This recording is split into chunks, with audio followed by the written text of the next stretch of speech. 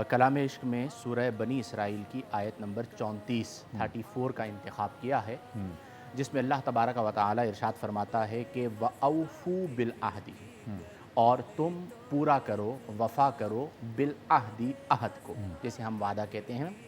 ان العہد کان مسئولا، کیونکہ قیامت کے دن وعدے کے بارے میں سوال کیا جائے گا۔ ٹھیک ہے۔ یعنی اس آیہ مبارکہ میں براہ راست اللہ تعالیٰ نے ہمیں وعدوں کو پورا کرنے کا حکم دیا۔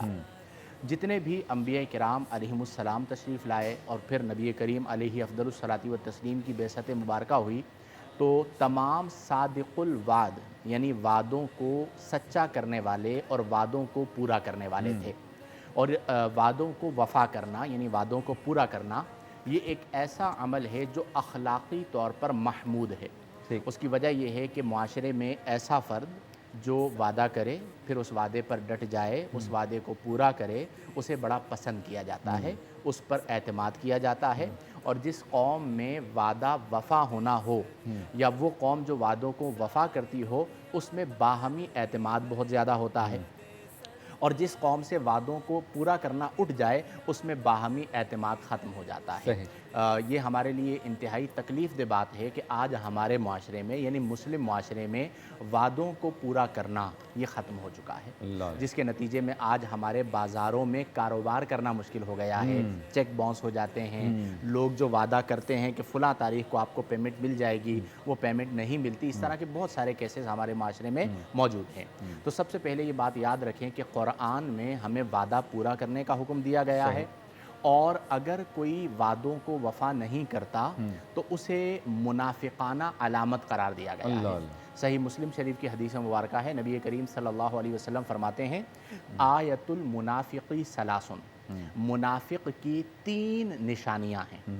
نمبر 1، اذا حدث کذبا، جب وہ بات کرے تو جھوٹ بولے، وَإِذَا وَعَدَ أَخْلَفَ، جب وہ وعدہ کرے تو اس کی خلاف ورزی کرے، وَإِذَا اؤْتُمِنَ خَانَ، اور جب اس کے پاس کوئی چیز بطور امانت رکھوائی جائے تو اس میں خیانت کرے۔ معذرت کے ساتھ، کفر کی بدترین قسم نفاق ہے، یعنی ایک کفر اور ایک نفاق، منافق۔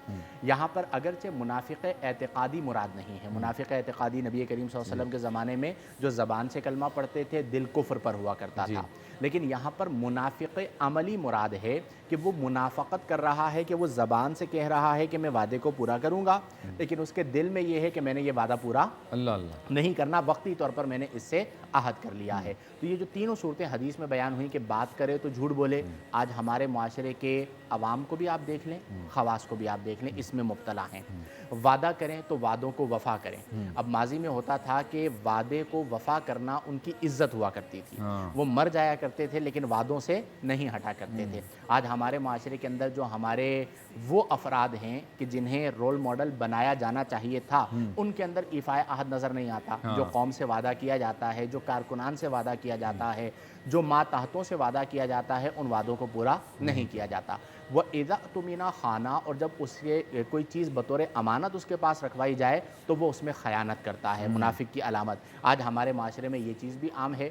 اول تو یعنی ہمارے لوگ بینک میں رکھوا دیں گے، کسی فرد کے پاس نہیں رکھوائیں گے۔ یعنی اگر آج کسی کو آ جائے کہ یہ 10 لاکھ روپے بطور امانت بینک کے بجائے آپ یہ شخص ہے اس کے پاس رکھوا دیں، تو شاید ایسا شخص ہمارے معاشرے میں ڈھونڈنا مشکل ہو جائے، کیونکہ اسے حتماً قطعاً پتہ ہوتا ہے کہ میں وہاں رکھواؤں گا تو مجھے مل جائیں گے، اس مسلمان کے پاس میں رکھواؤں گا تو مجھے واپس نہیں ملیں گے۔ یعنی کردار کے اعتبار سے ہم نے اپنے آپ کو اتنا گھرا دیا ہے۔ تو اس لیے جب بھی کسی سے وعدہ کریں اور اگر پورا نہیں کر سکتے تو شریعت آپ کو یہ کہتی ہے کہ وعدہ ہی نہ کریں۔